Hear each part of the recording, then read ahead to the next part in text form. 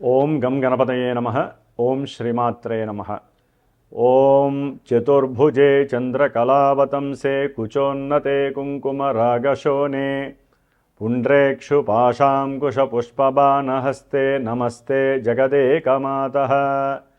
ఓం ఇచ్ఛాశక్తి జ్ఞానశక్తి క్రియాశక్తిస్వరూపిణి శ్రీలలితా త్రిపురసుందరీ దేవ్యై నమః. జ్ఞానసిద్ధిని వీక్షిస్తున్నటువంటి ప్రేక్షకులందరికీ కూడా సంక్రాంతి శుభాకాంక్షలు.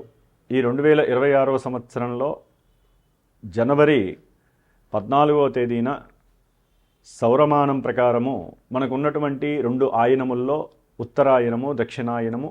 ఇందు సూర్యభగవానుడు మకర రాశిలో తన సొంత నక్షత్రమైనటువంటి ఉత్తరాషాఢ నక్షత్రము 2వ పాదములో ఆయన సంచారం ప్రారంభించిన దగ్గర నుంచి మరలా కర్కాటక రాశిలోకి పునర్వసు నక్షత్రంలో ప్రారంభించేంత వరకు కూడా ఉత్తరాయణ పుణ్యకాలం అంటారు. ఈ ఉత్తరాయణ పుణ్యకాలంలో మరి మనం సూర్య భగవానుడు ఆ రాశిలో ప్రవేశించి మరి మకరము, కుంభము, మీనము, మేషము, వృషభము, మిథునము ఈ 6 మాసాలు కూడా తన యొక్క సంచారాన్ని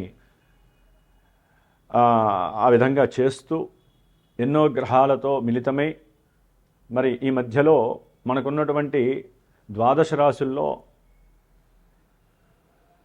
కుంభరాశిలో ఉన్నటువంటి రాహువుతో, మీనరాశిలో ఉన్నటువంటి శని భగవానుడితో, అట్లాగే మిథునంలో గురు మహానుభావుడితో ఈయన తన సంచారాన్ని కావిస్తూ ఉంటాడు. కాబట్టి ముఖ్యంగా ఈ యొక్క జనవరి 14 నుంచి కూడా సంక్రాంతి పండుగ మనకి ఎంత విశేషమో, అంతరిక్షంలో ఒక 4 గ్రహాలు ఒకే రాశి అనేటటువంటి ఒక ఇంట్లో, అది కూడా శని ఇల్లు.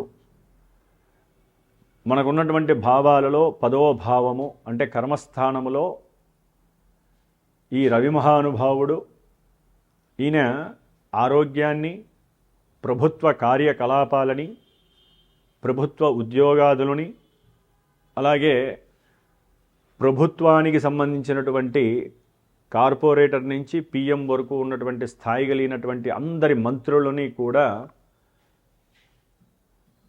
రాజకీయం అనే పదానికి రాజు, అట్లాగే గ్రహాలకి రాజు అయినటువంటి ఈ రవి మకర రాశిలో జనవరి 14వ తేదీన దాదాపుగా ఈ ఉత్తరాషాఢ నక్షత్రము, అట్లాగే శ్రవణ నక్షత్రము, ధనిష్ఠా నక్షత్రము ఈ 3 నక్షత్రాల్లో రవితో పాటుగా సైన్యాధ్యక్షుడైనటువంటి సమస్త సైనికులు, అటు మిలిటరీ కానివ్వండి, సిఐడి కానివ్వండి, సిబిఐ కానివ్వండి, పోలీస్ వ్యవస్థకి సంబంధించినటువంటి, వైద్య శాస్త్రానికి సంబంధించినటువంటి, మరి గృహ కట్టడాలని, గృహ నిర్మాదుల్ని, రియల్ ఎస్టేట్ రంగాలని, వ్యవసాయాన్ని, భూముల్ని, అడవుల్ని, ఇట్లా ఎన్నో రకాలని కమాండ్ చేసేటటువంటి గ్రహము కుజభగవానుడు. అట్లాగే బుధుడు ఈయన బంధువుల్ని, ముఖ్యంగా తెలివితేటలు, మనోనిశ్చయము, పట్టుదల, మంచి యాటిట్యూడు, అవతల వాళ్ళని ఆకర్షించటం, వ్యాపారపరమైనటువంటి సమస్త క్రయ విక్రయాదులని, వాటికి సంబంధించిన మధ్యవర్తిత్వాలని, ముఖ్యంగా వాక్కుని అంటే మాట్లాడే స్థితి దాన్ని కూడా తెలియజేసే గ్రహము, సంభాషణ చాతుర్యము ఇవన్నీ కూడా తెలియజేసేటటువంటి బుధగ్రహము. అట్లాగే శుక్రుడు, మరి ఒక స్త్రీని ఒక పురుషుడు ఆకర్షించాలన్నా, పురుషుణ్ణి స్త్రీ ఆకర్షించాలన్నా, ఒక ఇరువురి స్త్రీ పురుషులకి వివాహం జరగాలన్నా, వివాహ సంబంధితమైనటువంటి సుఖ సౌఖ్యాలు అందాలన్నా, సంతానం కలగడానికి కావలసినటువంటి తేజస్సు రేతస్సు కావాలన్నా కూడా ఈ శుక్ర భగవానుడే ముఖ్య కారకుడు. మరి సమస్త భోగాలకి, భాగ్యాలకి, అట్లాగే ఎన్నో రకాలైనటువంటి ఫైనాన్స్ రంగాలకి సంబంధించినటువంటి వ్యవహారాదులు, ఫైనాన్స్కి సంబంధించి గోల్డ్, సిల్వరు, వస్త్రాలు, ఆభరణాలు, అట్లాగే దివ్య ఔషధాలు, వ్యవసాయము, పాడి పంటలు వీటికి సంబంధించినటువంటి, అట్లాగే ఒక న్యాయ వ్యవస్థకి సంబంధించి కానివ్వండి, ఏ విషయంలోనైనా సరే ధనానికి సంబంధించి ఈ శుక్ర భగవానుడు బాగుంటేనే అందరికీ కూడా లాభకరం. మరి ఈ శుక్రుడు అంటే దాదాపుగా మకర రాశిలో ఈ 3 నక్షత్రాలలో రవి, కుజ, బుధ, శుక్ర ఈ సమ్మేళనము చాలా చాలా విచిత్రమైనటువంటి ఎన్నో అనుకూలమైనటువంటి పరిస్థితుల్ని కలుగజేస్తూనే మరి ప్రపంచానికి, దేశాలకి, రాష్ట్రాలకి, అట్లాగే వీటిల్లో ఈ భూమి మీద బతుకుతున్నటువంటి పంచభూతాల ద్వారా గ్రహ స్థితిగతుల్ని మనం అనుభవిస్తున్నాం. కాబట్టి మనకున్న ద్వాదశ రాశుల్లో మన నక్షత్రాలేంటి, మన రాశులేంటి, వీటికి సంబంధించి ఏ ఏ రాశుల వారికి ఏ విధమైనటువంటి సత్ఫలితాలు, దుష్ఫలితాలు కలుగుతాయి. మేషరాశి మనకున్నటువంటి ద్వాదశ రాశుల్లో మేషరాశి నుంచి మరి మేషరాశికి అధిపతి అయినటువంటి కుజభగవానుడు, పంచమాధిపతి అంటే రాజకీయ నాయకులు కావచ్చు, సంతానం కావచ్చు, లలిత కళలు కావచ్చు, షేర్స్ కావచ్చు, అసలు జీవనకారకుడు కావచ్చు, జీవకారకుడు అయినటువంటి మనందరికీ శక్తినిచ్చేటువంటి సూర్యుడు, అట్లాగే సత్సంబంధాలు, బంధువుల మీద ప్రీతి, బంధువులతో సమాగమము, ఉద్యోగ వ్యవస్థలు, వ్యాపార కార్యకలాపాలు, సంభాషణ, అట్లాగే ముఖ్యంగా శుక్రుడు ధనానికి, ఆభరణాలకి, వీటికి సంబంధించినటువంటి ఈ శుక్రుడు, ఈ 4 గ్రహాలు కూడా మేషరాశి వారికి 10వ రాశి అయినటువంటి దశమ కర్మస్థానంలో ఈ చతుర్గ్రహ కూటమిగా ఏర్పడుతున్నాయి. జనవరి 13వ తేదీ నుండి కూడా దాదాపుగా ఇవి ఫిబ్రవరి 23 వరకు, అంటే మిగతా గ్రహాలు ఫిబ్రవరి 3లో, ఫిబ్రవరి 6, ఫిబ్రవరి 17, ఫిబ్రవరి 26 ఇట్లా ఈ ఫిబ్రవరి నెలలో మళ్ళీ ఒక్కొక్క గ్రహము కూడా కుంభరాశిలోకి వెళ్ళిపోతుంది. కాబట్టి దాదాపుగా మనకి ఒక 20 రోజులు, 25 రోజులు, 30 రోజులు దాదాపుగా మేషరాశి వాళ్ళకి ఉన్నతమైనటువంటి ఉద్యోగ పరిస్థితులు ఏర్పడుతున్నాయి. అంటే ఉద్యోగాలు లేక విదేశాలలో, లేకపోతే ప్రజెంట్ ఇక్కడైనా సరే ఉన్నతమైనటువంటి ఉద్యోగ అవకాశాలు మేషరాశి వారికి చక్కటి అనుకూలతల్ని కలుగజేస్తున్నాయి. అట్లాగే అనవసరమైనటువంటి శ్రమ, అనవసరమైనటువంటి మాటల వలన వారు అనుకున్నటువంటి కొన్ని పనుల నిమిత్తము బయలుదేరిన ఆ పనులు కాకపోవటము, వీరికి ఉన్నటువంటి కోపము, ఆవేశము, దుడుకుతనము, ఇవన్నీ కూడా కొంతవరకు అనుకూలమైన పరిస్థితులు కల్పిస్తున్నప్పటికీ కొన్ని బాంధవ్యాల పరంగా వీరికి ఉన్నటువంటి దూకుడుతనము, వాక్ సంభాషణ వలన అన్నదమ్ముల మధ్య కావచ్చు, తండ్రి కొడుకుల మధ్య కావచ్చు, భార్యాభర్తల మధ్య కావచ్చు, అయితే భార్య తరపు చెల్లెళ్ళు అంటే మరదళ్ళు, లేకపోతే భార్య తరపు అన్నదమ్ములు, వీళ్ళతోనైనా సరే సత్సంబంధాలు కొన్ని తెగిపోయే పరిస్థితులు ఉన్నాయి. అట్లాగే ఆరోగ్యం పట్ల వీరు శ్రద్ధ వహించాల్సిన అవసరం ఉంది. తప్పకుండా నిత్యము ఆరోగ్య సంరక్షణ చేసుకోండి. యోగా క్రియల ద్వారా మేషరాశి వారు వారి యొక్క ఆరోగ్యాన్ని పరిరక్షించడంలో ముందడుగు వేయాలి.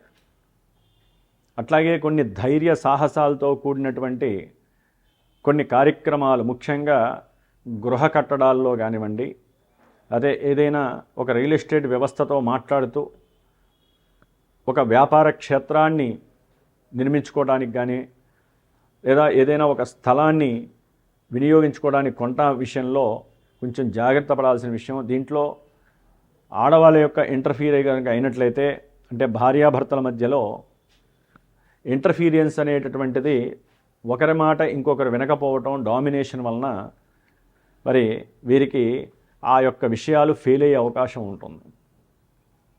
ముఖ్యంగా ఉద్యోగ వ్యవస్థలో చక్కటి పెద్ద ఉద్యోగం వస్తుంది. మేషరాశి వారికి అనుకూలతలు కలుగుతాయి. కొంతమందికి చేసే ఉద్యోగంలో అవసరం లేనటువంటి కొన్ని మాటలు, వివాదాలు, లేకపోతే స్త్రీ లైంగిక సమస్యలు, వీరి మీద లేని అపవాదులు సృష్టింపబడటము, మాట్లాడితేనే గొడవలయ్యే పరిస్థితి, ఇంట్లో భార్యాభర్తల మధ్య కొంత అనురాగము, ప్రేమ తగ్గిపోవటము, వారి మధ్య ఎడబాట్లు కలగటము, ఈ కుజశుక్రుల యొక్క అనుకూలత సరిగ్గా లేకపోతే దాని ద్వారా వీరికి మెంటల్లీ కొంచెం అప్సెట్ క్రియేట్ అవ్వడం. ఎందుకంటే వీరికి కోపం అధికంగా అయిపోతూ ఉంటుంది మేషరాశి వారికి. అది స్త్రీ కావచ్చు, పురుషులు కావచ్చు. దాని ద్వారా వీరేం మాట్లాడుతున్నారో వీరికే తెలియదు. ఒక పరిధిని దాటి మాట్లాడితే ఎన్ని సమస్యలు వస్తున్నాయో మనందరం చూస్తూనే ఉన్నాం. అంటే డైరెక్ట్గా మనం ఒక మాట మాట్లాడకపోయినా ప్రాపకాండ అయిపోతూ ఉంటుంది. మనం మాట్లాడే ఉద్దేశం వేరు, నోటి ద్వారా వచ్చే మాట తీసుకునే తీరు వేరు.